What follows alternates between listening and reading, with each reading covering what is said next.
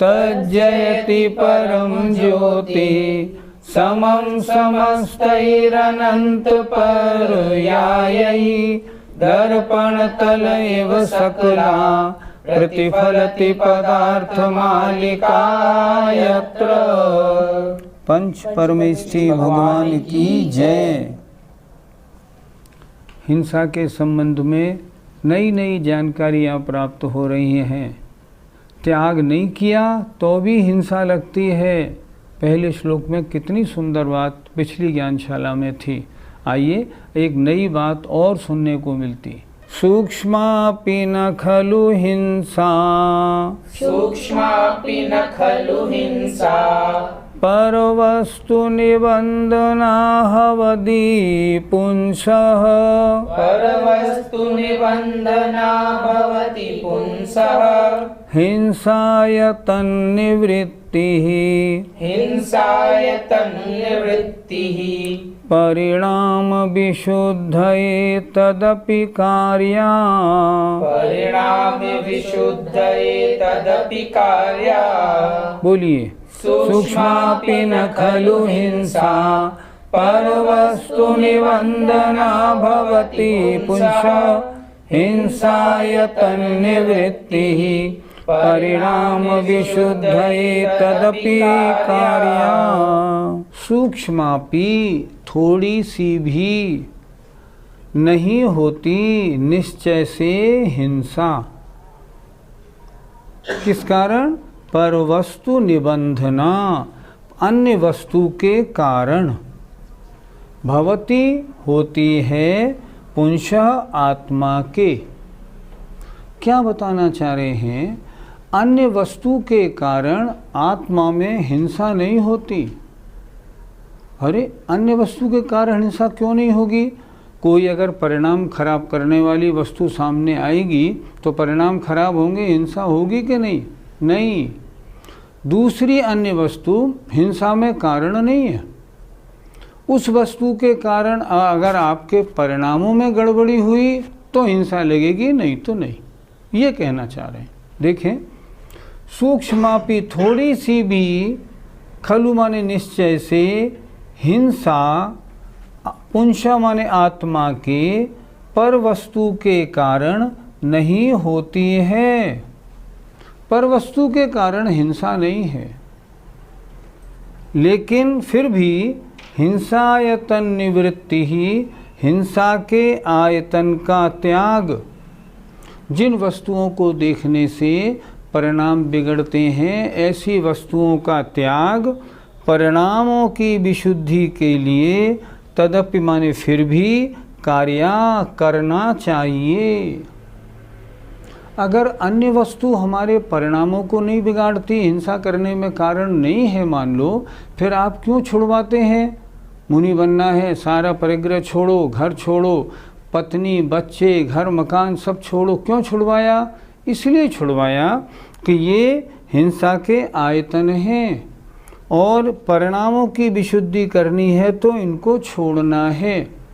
पर ये वस्तु हिंसा में कारण है ऐसे नहीं। अगर उस वस्तु के कारण आपके परिणाम बिगड़ते हैं तो हिंसा में कारण है, अन्य तो नहीं।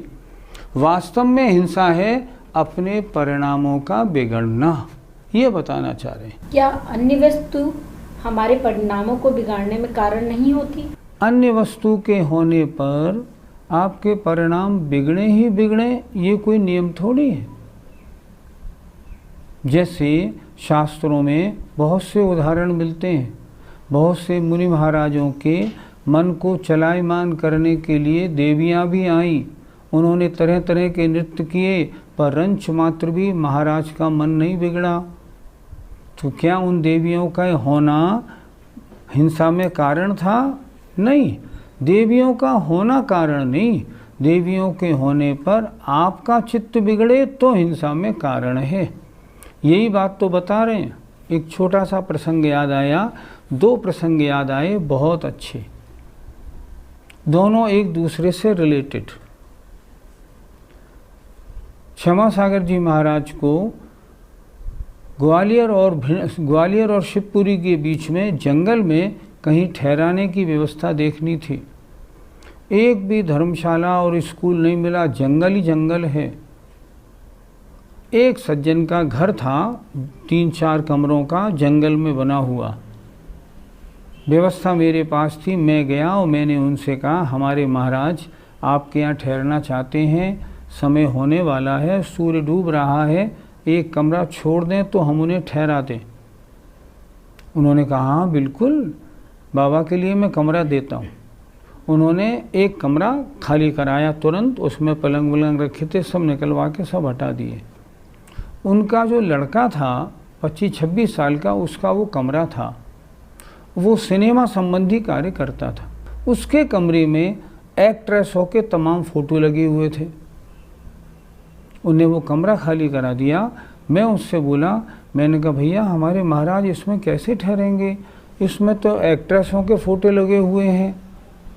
तो उसने कहा नहीं बाबूजी, इन फ़ोटो को नहीं हटाऊंगा, एक फ़ोटो जरा भी गड़बड़ हो गई तो बेटा नाराज़ हो जाएगा, इन फ़ोटो को लगे रहने दो। इतने में क्षमा सागर जी महाराज ने कमरे में प्रवेश किया। मुझसे बोले क्या बात है, क्या दिक्कत है? मैंने कहा महाराज कमरा तो इनने खाली कर दिया, लेकिन ये इन एक्ट्रेसों की फ़ोटो नहीं हटा रहा है। महाराज बोले लगे रहने दो, हमको क्या फ़र्क पड़ता है, हमें क्या लेना देना, लगे रहने दो। नहीं भैया लगे रहने दे, क्यों बेकार तो अपनी चीज़ खराब करे। उन्होंने ऐसा क्यों कहा? क्योंकि उन्हें मालूम था इनके लगे रहने से परिणाम बिगड़ने वाले नहीं, हमें क्या लेना देना इन चीज़ों से। दूसरा प्रसंग, मुझे एक अपने रिश्तेदार की बारात की खातिर करनी थी गढ़मुक्तेश्वर पे। गढ़मुक्तेश्वर पे सामान तो था, लेकिन कुछ बर्तन चाहिए थे, तावड़ी, लोटे, गंगा सागर, बाल्टियाँ वगैरह कुछ आवश्यक थी। मैंने लोगों से पूछा यहाँ ये बर्तन कहाँ मिल जाएंगे? लोगों ने कहा ये एक बाबा रहता है इस झोंपड़ी में, इसके पास आप चले जाओ, इस पे बहुत बर्तन का भंडार है। मैं उनके पास चला गया, कुंडी बजाई, कुंडी खोली, दाढ़ी वाले बाबा होंगे 70 वर्ष के, सामने दिखाई पड़े। क्यों, क्या बात है?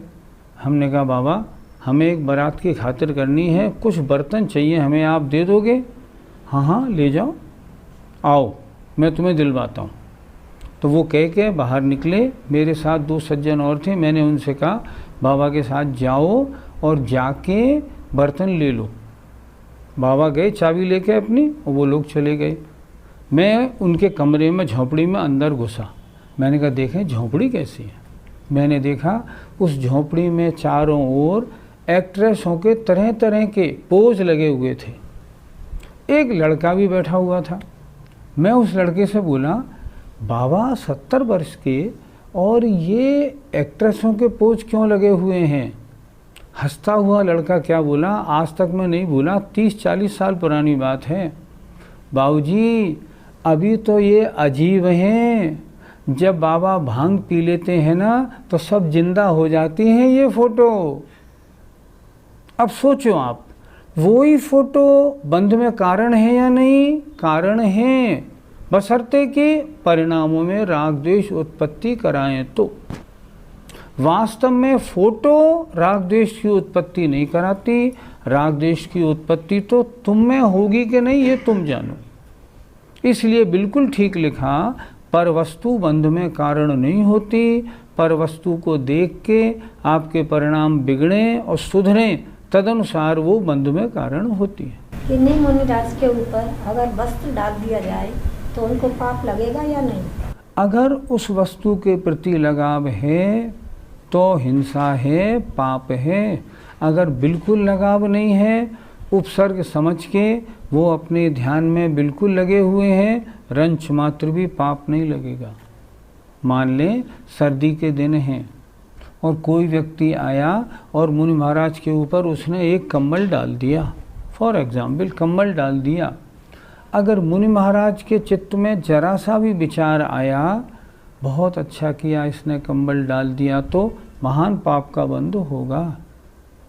और अगर उपसर्ग समझ के वो अपने ध्यान में स्थिर रहे तो कमल के होने के कारण भी उनको रंच मात्र भी पाप का बंध नहीं होगा, वो और अपने में लीन होंगे, निर्जरा और ज़्यादा होगी। इसलिए परवस्तु बंध में कारण नहीं, परवस्तु के कारण हमारे चित्त में जो परिणाम अगर हमने उत्पन्न कर लिए तो वे परिणाम हमारे बंध में, हिंसा में, राग में कारण हैं। पंडित जी, जब पर वस्तु परिणाम बिगाड़ने में कारण नहीं है तो फिर जहाँ मुनि महाराज रुके हैं वहाँ पर रात्रि में महिलाओं का प्रवेश क्यों निषिद्ध होता है? श्लोक आपने पूरा ध्यान से नहीं समझा। श्लोक क्या कह रहा है ये कि अन्य वस्तु के कारण थोड़ी भी हिंसा नहीं होती है, लेकिन फिर भी जो हिंसा के आयतन हैं, जिनसे परिणामों में गड़बड़ी होती है, उनकी निवृत्ति परिणाम की विशुद्धि के लिए करनी चाहिए। वहाँ निषेध क्यों किया गया है? अगर ये रात्रि में प्रवेश करेंगी तो यहाँ जो त्यागी वृत्ति हैं, इनके किसी के भी परिणामों में गड़बड़ी आ सकने की संभावना है। लेकिन वो प्रवेश करे तो परिणामों में गंदगी आई जाए, इसका कोई नियम नहीं। अच्छा, परिणामों में गंदगी की क्या बात है? वस्तु प्रवेश करे या न करे, अगर आप चिंतन करें तो बैठे बैठे आंख बंद में ही जाने कैसे कैसे परिणाम हो जाते हैं। आपने आंख बंद की और कुंडलपुर के बड़े बाबा ध्यान में आ गए, वस्तु नहीं है फिर भी पुण्य बंद शुरू हो गया। आपने आंख बंद की, कोई गलत वस्तु आपके ध्यान में आ गई, पाप बंद शुरू हो गया। वस्तु हो या ना हो, जो पुण्य पाप का बंध है वो तो परिणामों के अनुसार है। इसलिए रात्रि में वहाँ महिलाओं का निषेध क्यों है? क्या लिखा? हिंसायतन निवृत्ति ही परिणाम विशुद्धये तदपि कार्य। तदपि माने फिर भी परिणामों की विशुद्धि के लिए जो हिंसा के आयतन हैं उनसे दूर होना अवश्य करना चाहिए। इसलिए वहाँ निषेध बिल्कुल उपयुक्त है। वर्तमान में कुछ लोग निश्चय को नहीं जानते, फिर भी निश्चय की बातें करते हैं। उनके लिए आचार्य ने आज से 1000 वर्ष पूर्व ये कितना सुंदर श्लोक लिखा है। निश्चयमबुध्यमानो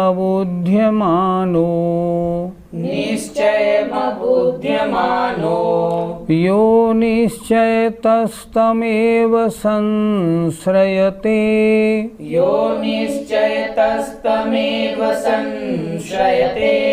नाशयति करणचरणम् सबहि कर्णालसो बालः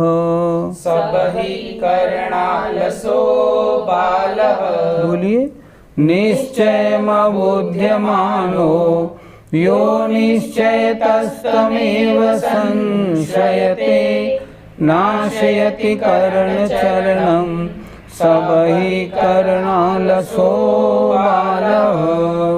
निश्चयम निश्चय को, अबुद्धिमानो नहीं जानकर, यो माने जो, निश्चयत है जो निश्चय नय से, तमेव उसको ही, संश्रयते मानता है।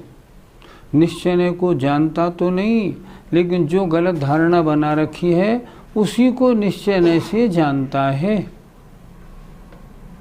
नाशयति नाश करता है, करण चरणम, करण माने क्रियारूप, आचरण माने चारित्र को, वो क्रियारूप आचरण का नाश करता है। स माने वह, बहिकर्णालशो बालः, बहि माने बहिरंग, क्रियाओं के करने में आलसी, ऐसा बाल माने मूर्ख है। निश्चय से स्वरूप तो जानते नहीं, जो अपनी धारणा बना ली उसको ये निश्चय का कथन है, मानने योग्य है, मैं तो इसी को मानता हूँ, ऐसा करते हैं। वे और कुछ नहीं, बहिरंग क्रियाओं के करने में आलसी हैं, बाह्य आचरण को नाश करने वाले हैं, इसलिए मूर्ख हैं, अज्ञानी हैं। मैं तो सोचता हूँ इन शास्त्रों को पढ़ने के बाद भी वे अपनी हटों को क्यों नहीं छोड़ते? छोड़ देनी चाहिए। इतना स्पष्ट आचार्य ने लिखा है, अमृतचंद स्वामी लिख रहे हैं, फिर क्यों नहीं छोड़ते? फिर बाह्य आचरण माने चारित्र को धारण करने में क्यों हिचकते? पंडित जी, क्या बहिरंग क्रिया करे बिना चारित्र नहीं होता? देखो, बहिरंग क्रिया करने पर चारित्र हो या ना हो, लेकिन चारित्र अगर होगा तो बहिरंग क्रिया होगी ही, ये नियम है। ऐसा नहीं हो सकता कि बहिरंग क्रिया नहीं हो और चारित्र हो जाए। हम एक बात पूछते हैं, कोई मुनिपद धारण न करे, घर गृहस्थी परिवार को न छोड़े, क्या उसके परिणाम मुनिवत हो सकते हैं? क्या कभी नहीं हो सकते। अगर हमने एक हमारे मित्र हैं, हमने उनसे कहा अब आपकी उम्र हो गई है, शरीर अस्वस्थ रह गया होने लगा है, आप किसी आश्रम में जाओ, साधना करो। तो बोले आश्रम की बात मत किया करो, मैं तो घर में पूर्ण वीतरागी रहता हूँ। अरे तुम वीतराग पने को जानते ही नहीं भैया, तुम क्या घर में वीतरागी रहोगे? मैं तो निश्चय से सब में अपने में बिल्कुल आनंद से रहता हूँ। तुम बाहर में ही नहीं रहते हो तो अंदर में क्या ढंग से रहोगे? ये बात बिल्कुल गलत। जब तक बहिरंग साधन नहीं छूटा है तब तक अंतरंग में उससे लगाव छूटने का प्रश्न ही नहीं उठता। ये तो हो सकता है बहिरंग वस्तु आपने छोड़ दी, अंतरंग में राग अभी लगा रह जाए, पर बहिरंग वस्तु हो और मेरे राग है ही नहीं, ऐसा नहीं हो सकता। आप सोचो, आपकी अलमारी में कोई ऐसी जरा सी भी वस्तु है जिससे आपको लगाव नहीं?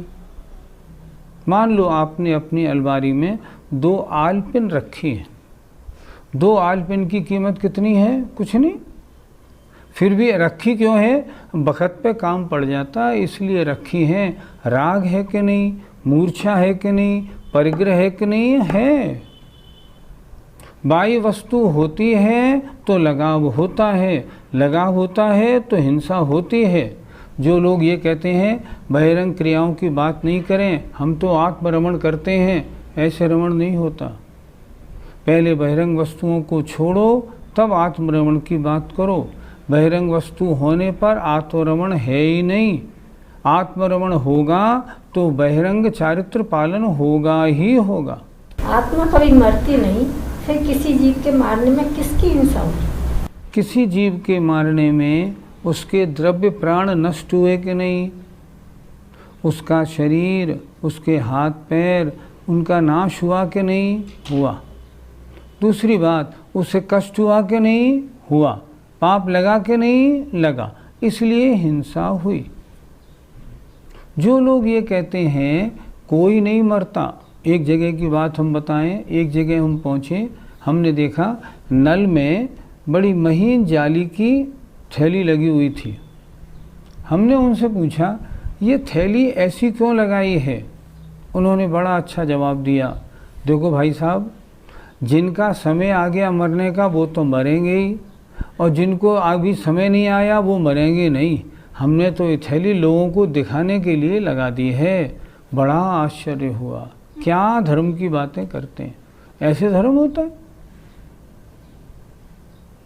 अपना कार्य तो है हम पानी छान के पिए। पानी कैसा छाने?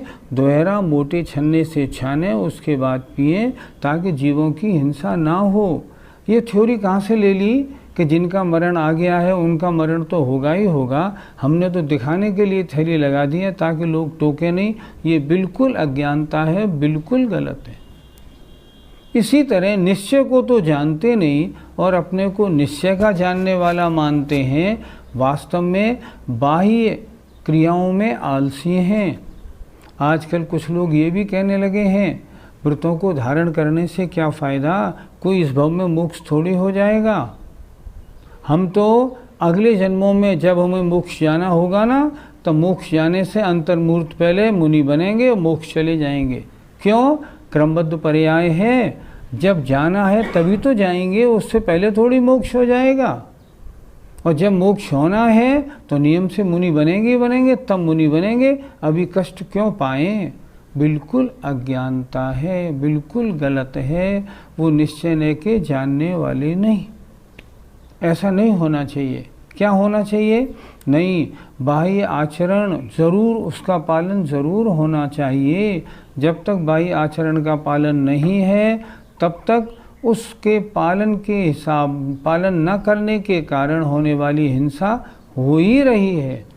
इसलिए बाह्य क्रिया की बहुत बड़ी कीमत है। पंडित जी, जब तक रंच मात्र भी परिग्रह है तब तक केवल ज्ञान क्यों नहीं होता? जब तक थोड़ा बहुत भी परिग्रह है तब तक उसके प्रति लगाव है, जब तक लगाव है तब तक मुनि अवस्था है ही नहीं। और जब मुनि अवस्था ही नहीं है, फिर ध्यान करके केवल ज्ञान की प्राप्ति होना तो संभव ही नहीं। आज जो श्वेतांबर लोग हैं उनकी मान्यता ऐसी है कि एक राजा अपनी रानी के जोड़े में फूल लगा रहा था। फूल लगाते लगाते परिणामों में इतनी विशुद्धि हुई कि केवल ज्ञान हो गया। ये कैसे हो सकता है, कैसे संभव है बताओ? जूड़े में फूल लगाना राग की क्रिया और उसमें केवल ज्ञान हो गया, ये कदापि संभव नहीं। ऐसे नहीं होता। क्या वस्त्र पहने पहने कभी केवल ज्ञान हो सकता है? कभी नहीं हो सकता। क्यों नहीं हो सकता? वस्त्र है तो राग है, राग है तो वीतरागता कैसे पैदा होगी? पहले जो बहिरंग वस्तुएं हैं उन्हें हटाओ, उसके बाद फिर चिंतन करो आत्मस्वरूप का, तब तो केवल ज्ञान की तरफ बढ़ेंगे। जो लोग ये कहते हैं नहीं नहीं, मान लो अंतिम समय आया। एक महानुभाव हैं हमारे परिचित, जब उनका अंतिम समय आया हम उनके पास गए और हमने उनसे कहा, भैया समाधि की बात करो, अब तो अंतिम समय डॉक्टर कह गया है 1 आध दिन की आपकी आयु है। उन्होंने उत्तर क्या दिया? नहीं नहीं, मैं तो अपने हॉस्पिटल में ही ठीक हूँ। क्यों? मैं तो अपने आत्मचिंतन में हूँ। आत्मचिंतन में हूँ? अरे राग में, दवाइयों में, यहाँ गलत कार्यों में लगे हुए आत्मचिंतन होता है क्या? मेरा तो आत्मचिंतन चल रहा है, कुछ नहीं चलता। सही बात क्यों नहीं बोलते कि नहीं नहीं मुझे शरीर से राग है, अगर मुझे यहाँ से हॉस्पिटल से हटा के आप घर ले गए ना तो बड़ा कष्ट, बड़ी पीड़ा होगी। नहीं नहीं मुझे यहीं रहने दो। इसका मतलब शरीर से राग है, फिर आप वीतरागता की, अहिंसा की बात करते हो? नहीं नहीं, ये तो सरासर धोखेबाजी है। इसलिए जो निश्चय को नहीं जानते और ये निश्चय को कह के निश्चय हमारे तो परिणामों की विशुद्धि पूरी है ऐसा कहते हैं, वो बहिरंग चारित्र के धारण करने में आलसी हैं। आचार्यों ने उन्हें क्या कहा है? बालः, ये तो मूर्ख अज्ञानी हैं। इस बात को बहुत अच्छी तरह ध्यान में रखना चाहिए। जय जिनेंद्र।